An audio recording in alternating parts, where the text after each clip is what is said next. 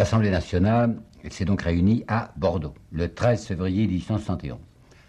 Et pendant que ceux qui s'intitulent eux-mêmes les honnêtes gens procèdent à Bordeaux au dépeçage de la France, qu'est-ce qui se passait à Paris?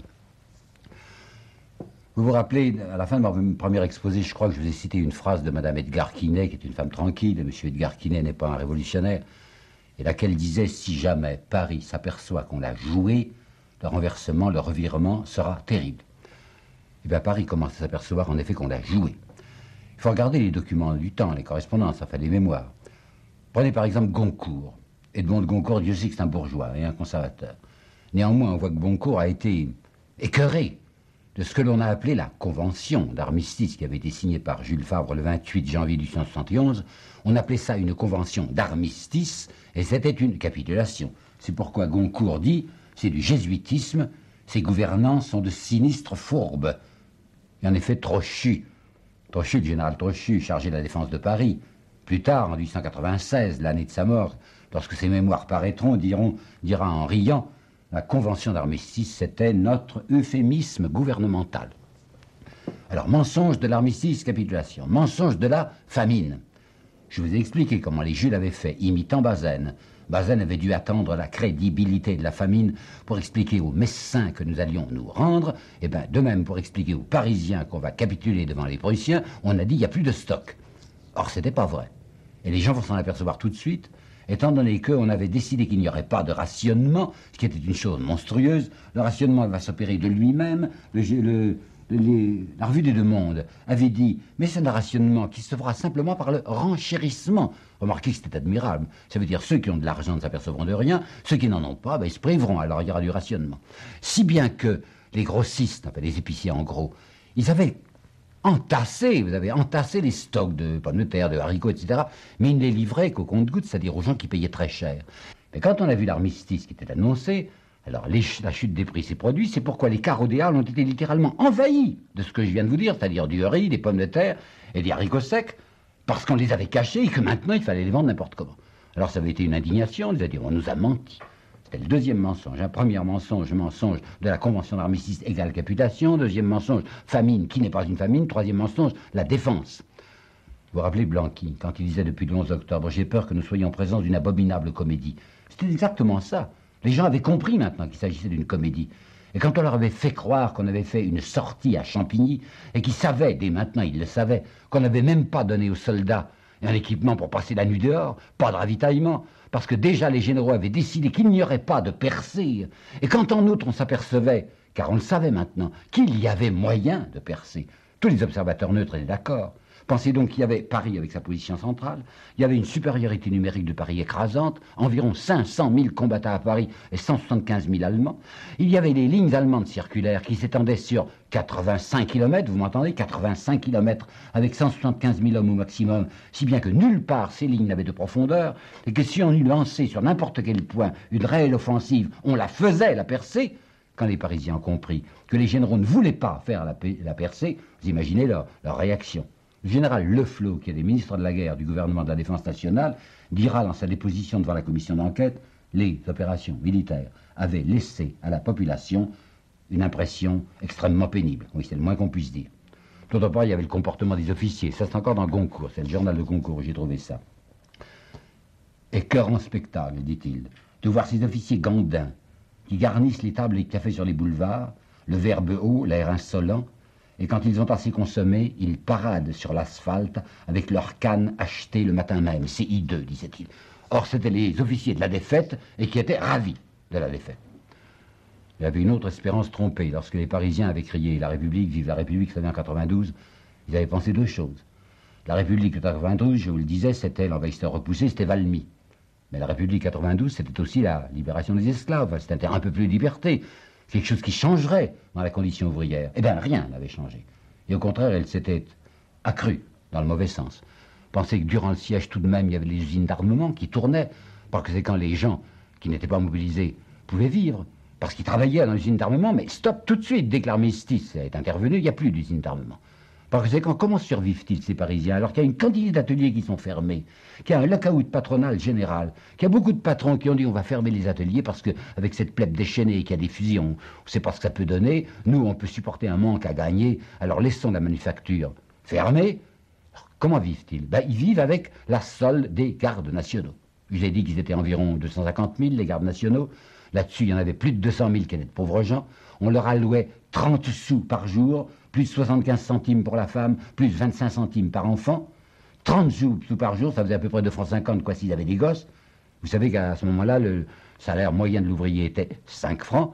Parce que c'est quand ces types n'auraient désiré qu'une seule chose, c'était reprendre du travail, parce que c'était un peu supérieur aux 30 sous qu'on leur allouait. Mais ces 30 sous, c'était vital pour eux. C'était la même chose qui s'était passé au moment des ateliers nationaux de 1848. Là aussi, un très vaste lockout patronal dans Paris. Des quantités d'ateliers fermés. Les ateliers nationaux vivaient avec 30 sous aussi. Alors, quand on avait voulu obtenir une insurrection, qu'est-ce qu'on avait fait? C'était M. de Falloux qui avait fait ça avec son ami Montalembert. On avait décidé que du jour au lendemain, fermeture des ateliers nationaux. C'est-à-dire que ces types qui survivaient avec 30 sous n'avaient plus rien. Alors, ils étaient descendus dans la rue, ils avaient fait les barricades et c'était tout ce qu'on attendait pour les mitrailler. De même, maintenant, c'est pourquoi beaucoup de contemporains vont faire une comparaison entre ateliers nationaux et garde nationale. Ils vont dire, c'est la situation de 1848 qui recommence. Nous avons ces entretenus, c'est un mot admirable, les entretenus, les gardes nationaux qui vivent avec leurs 30 sous. Eh bien oui, c'est des gens qui avaient voulu vivre en travaillant, vous savez. C'est une vieille formule révolutionnaire, vivre en travaillant ou mourir en combattant. C'est ce qu'ils avaient dit en 48. Et ils ne pouvaient même pas vivre en travaillant parce qu'on ne leur donnait pas de travail. Les socialistes. C'est vrai, les socialistes avaient agi à Paris. Qu'est-ce qu'ils étaient? Oh, ils n'étaient pas nombreux. Et quand je dis les socialistes, je devrais plutôt vous dire l'extrême gauche, car ils sont divisés. Il y a ceux qui s'appellent les socialistes proprement dit, je vous en parlerai au moment de la composition de la commune, puis ceux qui sont simplement des républicains rouges, des républicains très avancés. Et dès que le siège avait commencé, en septembre, les extrémistes, disons si vous voulez un seul mot, les extrémistes, avaient organisé dans chaque mairie un comité. Ils appelaient ça comité de vigilance et de défense. De vigilance politique et sociale et de défense nationale. Ces comités avaient fait ce qu'ils avaient pu pour essayer de soutenir cette résistance qui n'existait pas, mais peu à peu, ils avaient décru. Enfin, il y avait beaucoup de gens qui ne s'intéressaient plus à eux. Ils avaient fait, c'est vrai, ils avaient fait le 31 octobre, vous vous rappelez, quand le gouvernement a failli tomber, mais peu à peu, de mois en mois, les gens étant là, étant fourbus, étant fatigués, ne mangeant pas, les gens n'allaient plus aux réunions des comités. Alors, le 6 janvier 1871, les extrémistes avaient tenté un appel au peuple. Ils avaient fait une affiche qu'on appellera l'affiche rouge, qui était devenue célèbre. Il y avait 110 noms, que nous retrouvons presque tous au moment de la commune proprement dite. Et ça disait quoi l'affiche? Ça disait Parisiens, enfin vous voyez bien, ouvrez les yeux. Vous apercevez bien que vous êtes trahis, le gouvernement ne fait pas son métier. Il ne fait ni un métier républicain, ni un métier de défense nationale. Alors place au peuple, place à la commune. C'est la première fois que ce mot de commune éclatait. Oh, il avait déjà été prononcé, ou du moins murmuré à plusieurs reprises. Lorsqu'il y avait des manifestations de gardes nationaux de gauche au début d'octobre 1871, lorsque le 31 octobre, il y avait eu cette émeute où le gouvernement a failli sombrer, le mot de commune avait été prononcé. Qu'est-ce que ça signifiait pour les gens? Qu'est-ce que ça voulait dire, commune? Ça voulait dire pas autre chose qu'une municipalité. À Paris, il n'y avait pas de municipalité. Les villes de province en avaient, mais tous les régimes, quels qu'ils fussent, avaient interdit une municipalité à Paris parce que c'était un danger. Pourquoi? Parce qu'une municipalité s'est élue, parce que la Chambre des députés s'est élue aussi, par conséquent, il y aurait deux organismes face à face et rivaux, tous les deux issus du suffrage universel. Alors, Paris étant toujours dangereux, on avait décidé que la ville de Paris n'aurait jamais de municipalité à elle. C'est ce que voulaient les gens. Ils voulaient une municipalité parisienne, et quand ils criaient commune, soyez sûr qu'ils avaient dans l'oreille ou dans la mémoire le souvenir de 92, puisque vous vous rappelez bien que le 10 août 92, c'était une commune insurrectionnelle qui avait renversé le roi et qui avait fondé la République. Ça n'avait pas eu beaucoup d'écho, vous savez. Ah non, pas du tout. Cette affiche rouge du 6 janvier, ça n'a presque rien donné, puisque quand ils vont essayer de passer à l'action, les malheureux extrémistes, le 22 janvier, lorsqu'avec des fusils, ils vont essayer de s'avancer vers l'hôtel de ville, ils seront à peine quelques centaines. Les soldats qui sont là, qui sont du reste des mobiles bretons, et qui sont cachés derrière toutes les fenêtres de l'hôtel de ville, vont ouvrir le feu, on fera un carnage. Enfin, c'est loupé. Ils sont, ces socialistes, sans le savoir peut-être, exactement dans la ligne de Robespierre. Je voudrais vous citer là une phrase de Robespierre qui est trop peu connue, qui date de 1788, c'est-à-dire au moment où c'est pas encore la Révolution, mais où elle se prépare par les États généraux. Il était candidat aux États généraux, Robespierre, et il avait répandu ce qu'on appellerait aujourd'hui un petit tract, dans lequel il y avait une phrase très extraordinaire, que je crois savoir par cœur. Et la voici, cette phrase. La plus grande partie de nos concitoyens est aujourd'hui réduite par l'indigence à ce dernier degré d'avilissement où l'homme, uniquement préoccupé de survivre, est incapable de réfléchir aux causes de sa misère et aux droits que la nature lui a donnés. Vous avez entendu, hein, réfléchir aux causes de sa misère. Qu'est-ce qu'il leur disait aux pauvres Jean Robespierre? Il leur disait, vous êtes dans une condition d'exploité, vous êtes les victimes d'un certain système, mais ouvrez les yeux, réfléchissez aux causes de votre misère, pour les guérir. Réfléchissez aussi aux droits que vous avez, que la nature vous a donnés, que tout homme possède. Voilà ce qu'il avait essayé de faire, et c'est ce qu'essayaient aussi de faire les socialistes de 70-71. Seulement, dans l'ensemble, beaucoup de gens ne s'en rendaient pas compte. Les gens étaient en effet des victimes, mais ils ne se doutaient pas eux-mêmes qu'ils étaient comme la cariatide, sur le dos de laquelle, cariatide est un mot de Victor Hugo, sur le dos de laquelle s'organisait le festin des nantis. Ben, vous savez, c'était difficile de faire entrer ça dans la tête de ces gens qui étaient, hélas, presque tous des bêtes de somme, qui ne réfléchissaient pas, qui ne pensaient en effet uniquement qu'à survivre, enfin leurs 30 sous, le moyen d'élever les gosses. Et les socialistes n'avaient guère d'audience. Heureusement ou malheureusement, comme vous voudrez, les événements vont leur donner une force nouvelle. La garde nationale, c'était donc à peu près la totalité de la population mâle de Paris en état de porter les armes, et donc une immense majorité de prolétaires. La garde nationale s'était bien aperçue pendant le siège qu'elle était détestée par les pouvoirs publics, mais détestée, vous savez. Précisément pourquoi? Parce que c'était les pauvres qui avaient les fusils. Alors on avait vu le gouvernement refuser de les laisser faire cette sortie qui ne demandait qu'à faire. Ces gens-là voulaient se battre. L'armée ne voulait pas se battre, mais eux voulaient se battre. Et on passait son temps à les calomnier. Le gouvernement des Jules avait mis à la tête de la garde nationale un certain général Clément Thomas, dont je vous demande de garder le nom en mémoire. Général Clément Thomas, qui avait passé son temps à essayer de calomnier les bataillons les plus hardis de la garde nationale, tous ceux qui représentaient les bataillons faubouriens. Il les avait persécutés. Il avait révoqué des tas de chefs de bataillon, tous ceux qui représentaient un danger social. Et quand on avait enfin lancé la garde nationale à l'assaut à Buzenval le 19 janvier, on ne l'avait fait que dans l'intention de pratiquer une saignée sur elle. Trochu et le général Ducrot surtout, dans leur mémoire, ne cacheront pas que l'opération n'était en aucune manière une tentative de percer des lignes allemandes. Simplement, on voulait essayer de faire massacrer ces gardes nationaux le plus possible pour les calmer. Alors ils s'en étaient rendus compte, les gars, hein, si bien qu'ils avaient décidé de se fédérer. Ça sera les fameux fédérés de la commune. Voyons, qu'est-ce que ça veut dire? Et je voudrais vous indiquer quelque chose dont je ne crois pas qu'eux-mêmes eussent conscience. C'était des bataillons. Des bataillons qui étaient dirigés par un commandant suprême. Ce commandant suprême s'était appelé jusqu'au 3 mars Clément Thomas. Bon. Ben, ces bataillons avaient décidé de former une unité, une fédération. Ils avaient décidé que dorénavant, ils étaient indépendants, qu'ils choisiraient eux-mêmes leur chef, y compris leur commandement suprême. Fédération, ça vous rappelle 1790, n'est-ce pas? Ben, 1790, on nous a appris, et Michelet, Dieu sait s'il a brodé là autour, 1790, 14 juillet 90, c'était la Fédération française, c'est-à-dire, paraît-il, la première fois qu'un sentiment national venait éclore en France. Ce n'est pas vrai. On sait aujourd'hui ce que fut la Fédération du 14 juillet 1790. La garde nationale d'alors, la garde nationale qui était composée uniquement de possédants, avait pratiqué ce jour-là, le 14 juillet 1790, son premier grand congrès. Congrès national de la bourgeoisie armée, qui était là avec ses canons et avec ses fusils pour dire aux petites gens, ceux qu'on appelait les citoyens passifs, ceux qui n'avaient pas le droit de vote, pour dire aux petites gens, nous sommes les plus forts, hein, ne bougez pas. Vous voyez que nous avons les armes entre nos mains. Nous avons, nous, des fusils, nous avons, nous, des canons. Vous, vous n'avez rien, ne bougez pas. La fédération, c'était, je vous le répète, le congrès national armé de la bourgeoisie. Robespierre l'avait bien compris. Robespierre qui est un esprit extraordinairement lucide, à qui on n'a pas encore assez rendu hommage. Robespierre avait écrit ceci, je sais ce que vous voulez faire. Vous voulez diviser, je cite, c'est une phrase très importante, vous voulez diviser la nation en deux classes, dont l'une ne sera armée que pour contenir l'autre. C'était ça, la garde nationale. Eh bien, la fédération de 1871, la fédération de la garde nationale, c'était une riposte, sans savoir quelle était une riposte des petits, une riposte des opprimés à la fédération des gros. Quand Vallès dédiera son livre L'insurgie à la fédération des misères, fédération des douleurs, comme il dira, c'est de la littérature, si vous voulez, ça représentait tout de même une réalité. Pour la première fois, les petites gens se fédéraient, les petites gens se groupaient, les petites gens faisaient bloc, faisaient unité, pour essayer de se défendre, pour essayer de résister. Ils voyaient très bien que l'Assemblée n'avait qu'une idée, c'était d'étrangler la République.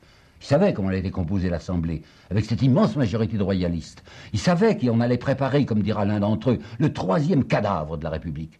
Alors avec leur fédération de la garde nationale, ils se constituaient les sentinelles de la République. La tension avait été extrême dans Paris à la fin de février. Déjà, on avait décidé à la garde nationale de mettre un comité central, 35 gars qui sont là, qui représenteront les bataillons. Il y avait 240 bataillons, il y en avait 215 qui s'étaient fédérés, donc les autres qui restaient, c'est ceux qui n'avaient pas voulu marcher dans la fédération et qui représentaient les quartiers bourgeois. Mais vous voyez l'énorme majorité, 215 sur 240. Ils avaient décidé qu'ils refusaient celui qu'on voulait mettre à la tête et qui était qui? Le général Dorel de Paladine. Ils ne savaient pas, ce que nous savons aujourd'hui, que Dorel de Paladine avait trahi Gambetta. Il avait trahi la résistance. Mais ils savaient que Dorel de Paladine était un ancien bonapartiste, était même un ancien sénateur de l'Empire, et ils n'acceptaient pas d'être commandés par un général pareil. Alors ils avaient déclaré, non, nous n'acceptons pas ce commandement en chef. C'était évidemment une rébellion, quoi, un refus d'obéissance. Et ils avaient même décidé qu'ils appelleraient à leur tête, du moins d'une manière honorifique, Garibaldi. Garibaldi que l'Assemblée avait refusé. Bon, elle avait refusé de l'admettre, je veux bien, il n'était pas français, elle l'avait appelé Mektech. C'était un général qui s'était mis au service de la France. Alors les gardes nationaux avaient dit, mais nous acclamons, nous, comme chef Garibaldi. Il ne viendra pas, remarquer. Le 28 mars, il leur enverra une lettre en disant, écoutez, non, je suis italien, je ne me vois pas chef de la garde nationale parisienne. Et il leur avait dit d'autres choses que je vous citerai plus tard. Enfin, toujours est-il qu'ils refusaient le chef qu'on leur imposait. Et même le 3 mars, ils vont déclarer, si jamais le gouvernement essaye par la force de nous enlever nos fusils, nous répondons nous aussi par la force. Vous voyez que la tension était très grande. Mais c'était surtout le 26 février que ça avait été une journée dramatique. Pourquoi donc? La convention d'armistice qui avait été signée par Jules Favre expirait ce 26 février. Ça voulait dire que les Allemands se croyaient en droit de reprendre les hostilités, de recommencer le bombardement de Paris, si on ne signait pas quelque chose qui remplacerait la convention d'armistice et qui sont ces préliminaires de paix que je vous ai racontés la dernière fois. Toute la journée du 26 février, c'est une agitation fiévreuse dans Paris. Le 24 février, l'avant-veille, le 24 février, c'était la commémoration du 24 février 1848, c'est-à-dire la première résurrection de la République. Alors on avait vu ce jour-là, ce 24 février, sur la place de la Bastille, autour de la colonne de Juillet, vous savez, cette colonne surmontée d'une espèce d'ange libérateur, on avait vu des flots de gens, des quantités de gardes nationaux en armes, et même des soldats, qui étaient venus là apporter des immortels rouges, enfin des bouquets, au pied de la statue de la Bastille qui représentait leur espoir républicain. 24, le 25, encore plus de monde. Le 26, un monde fou, parce qu'on se dit, mais l'armistice n'est pas prolongé, c'est ce soir que les Allemands vont entrer. J'ajoute, parce que je veux être loyal et que je veux tout vous dire, même ce qui m'est désagréable. La foule, une fois que la foule est réunie, lorsque la foule est excitée, et s'il y a une première violence, la violence se déchaîne, contagion. Là, il y avait là un agent de police, en civil, d'un Corse, il s'appelait Vincent Zini. Vincent Zini était envoyé par le préfecteur de police pour prendre des notes. Et sur un petit calepin, il marquait le numéro des bataillons des soldats qui osaient participer à un défilé républicain. On l'a repéré, on s'est jeté sur lui. Ça a été assez épouvantable. On a commencé par l'écharper, puis on l'a jeté dans l'eau, dans le canal Saint-Martin. Le pauvre type essayait de nager, alors on lui a lancé des briques, on lui a lancé des coups de gaffe d'acier. Il s'est accroché à un bateau. Des types se sont avancés sur lui pour lui maintenir la tête sous l'eau. Enfin, on a tué dans des conditions affreuses parce qu'ils étaient 100 contre 1, ce malheureux type. À la fin de la soirée, on ne savait toujours pas si l'armistice était prolongé.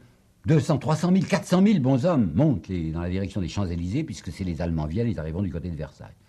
Et bien, par bonheur, on va apprendre que ça y est tout de même, que l'armistice a été décidé, et que les Allemands entreront le 1er mars, c'est-à-dire 4 jours plus tard, le 1er mars, pour un défilé symbolique, qui s'arrêtera juste aux Champs-Élysées. Remarquez que Thiers avait eu une astuce incroyable. Thiers est un homme de ressources. Vous avez vu ce qu'il avait fait au moment de Belfort. Que c'est grâce à Thiers, que Bismarck avait pu garder Metz. Alors Thiers va user d'une double astuce. Premièrement, il va faire savoir à l'opinion publique, vous savez, si on a gardé Belfort, c'est à cause de moi, où je me suis battu avec le chancelier, il voulait absolument garder Belfort, j'ai usé de la menace, j'ai usé des sanglots, enfin vous l'avez.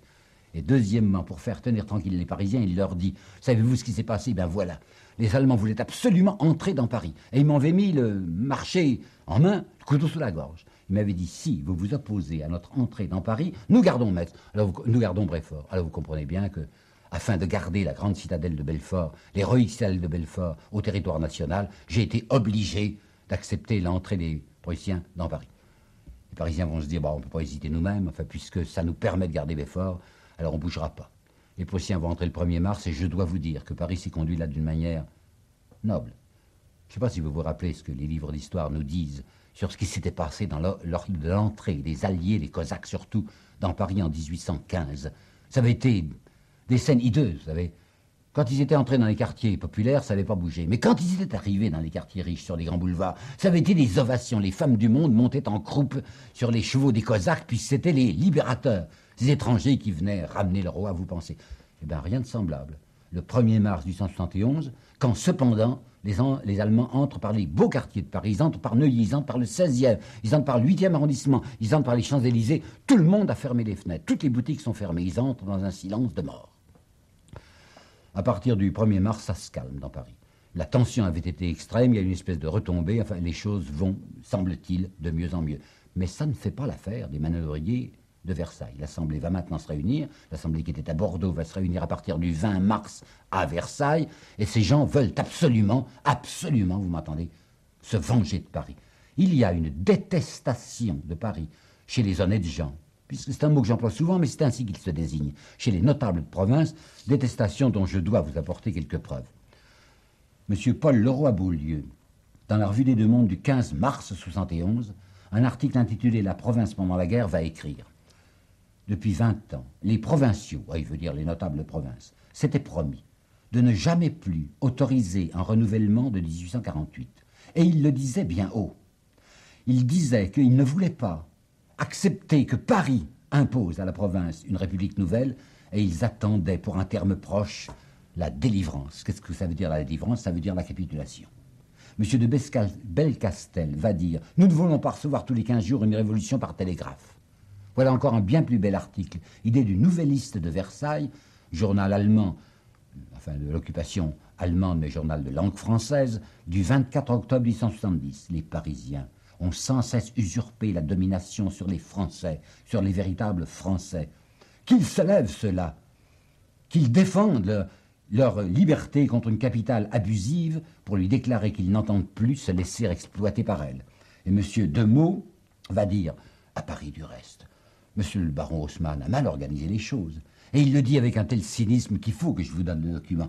D'un côté, la ville de la jouissance, de l'autre, la ville du travail, en serrant la première et la menaçant. Et Louis Veuillot aura la formule finale, Paris, c'est le cancer de la France et c'est le scandale du monde. Alors même s'il y a des gens à l'Assemblée, il y en a quelques-uns, qui voudraient qu'on ne se vengeât pas de Paris, enfin qu'on s'arrangeât, qu'on trouvât un moyen. La majorité ne veut pas, la majorité veut du sang. Écoutez encore Veuillot, 8 mars, aucun accommodement n'est possible avec des gens qui méconnaissent volontairement et criminellement les conditions de la paix sociale. Conditions de la paix sociale, pour lui, c'est la résignation. Le lieutenant-colonel Elbert va écrire « Paris avait besoin d'une leçon ». Sorel, l'historien, Sorel, l'Académie française bien sûr, il faudra tout ou tard un coup de force. Le plus tôt sera le mieux, je souhaite qu'on en finisse une bonne fois. Doudan, il s'appelle Ximénez Doudan, c'est une espèce de pitre qui est au service des Broglie. C'est leur amuseur, enfin c'est leur spirituel, leur petit bouffon. Il va écrire le 6 mars. Cette sorte de calme, un peu sinistre que l'on voit à Paris, c'est le calme d'avant la tempête. J'éprouve quant à moi un certain désir d'entendre le tonnerre. Le 7 mars, il dit « Il y a une épizootie dans la canaille. Certains disent qu'on pourrait peut-être conjurer cette peste bovine sans tuer les bœufs. Quant à moi, je n'y crois pas. » Et le général Dubarail, encore plus net, va dire « Il y a là une de ces maladies de la canaille qu'il faut traiter avec ces pilules de fer qu'on appelle les boulets. » Ce qu'ils voudraient faire, les gens de la majorité, c'est se couvrir. Ils voudraient que Paris attaque. Ils voudraient faire ce qu'ils ont raté en 1870, vous savez, puisque c'est la France eux-mêmes qui ont pris l'initiative d'attaquer l'Allemagne. Vous vous rappelez bien que le 19 juillet 1870, c'est les Français qui ont pris l'initiative des opérations. C'était extrêmement malin de la part de Bismarck de provoquer une déclaration de guerre. Eh bien, ils se sont aperçus, les notables, que c'était une maladresse. Alors maintenant, ils ne veulent pas déclarer ouvertement la guerre à Paris. Ils voudraient que Paris leur déclare la guerre, c'est-à-dire une insurrection qui permettrait de dire « c'est comme dans les journées de juin, on est bien obligé de mettre le canon ». Paris ne bouge pas, précisément. Paris ne va pas se lever. Alors nous allons assister, au mois de mars 1771, à une série de provocations. Première provocation, dans le gouvernement qui va être constitué, qui est-ce qu'on va voir reparaître? Les Jules eux-mêmes. Jules Favre, Jules Simon, que la population de Paris détestait à juste titre et que Thiers va mettre dans son ministère. C'est une espèce d'insulte à la population parisienne qui ne peut plus y souffrir. Ils sont là. Deuxièmement, le 19 février, Thiers va faire une promotion d'ambassadeur, ambassadeur de la République française. Ben, savez-vous les noms de ces ambassadeurs? Ces ambassadeurs sont tous des royalistes. À Londres, c'est le duc de Broglie. À Saint-Pétersbourg, c'est le duc de Noailles. À Madrid, c'est le marquis de Bouillé. À Vienne, c'est le marquis de Bonneville. À Constantin, c'est le marquis de Vaugué. Il semble qu'il n'y ait que des royalistes pour représenter la République. Troisièmement, on va décapitaliser Paris. Et ça, c'est le coup dur pour les Parisiens.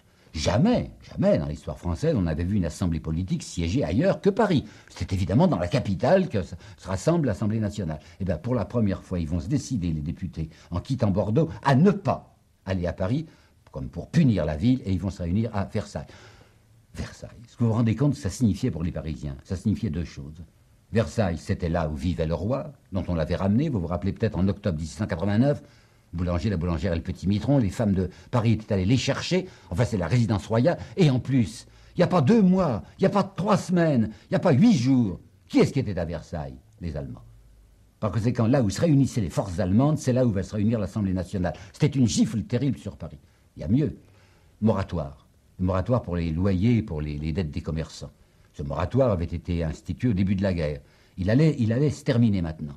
Eh bien, l'Assemblée nationale, malgré la supplication des députés de Paris, et même des députés modérés de Paris, l'Assemblée nationale décide qu'il n'y aura plus de moratoire à partir du milieu d'avril, et que dans un instant, dans 48 heures, ces gens qui n'ont plus de sous, qui ne peuvent même pas travailler, ces gens vont être obligés de payer leurs dettes, et comme dit le journal des débats, ça sera la reprise du travail pour les huissiers.